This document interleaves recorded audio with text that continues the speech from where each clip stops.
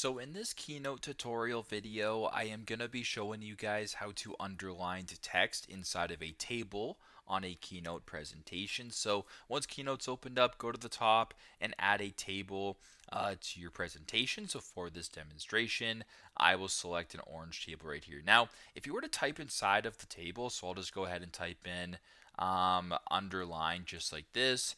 As you can tell, the text is obviously an underline. Now, if you want to change that, press on the square right here. Go to the top to where it says text. So for me, it actually is highlighted, but you can go ahead and press on text right here. Just go down to where there's this U with the line underneath it or the underline text button. Press on that. Then all of a sudden, your text is now underlined. So very basic, very straightforward, but that is how to underline text in a table on a Keynote presentation. Thanks again for watching, and I hope this video helps.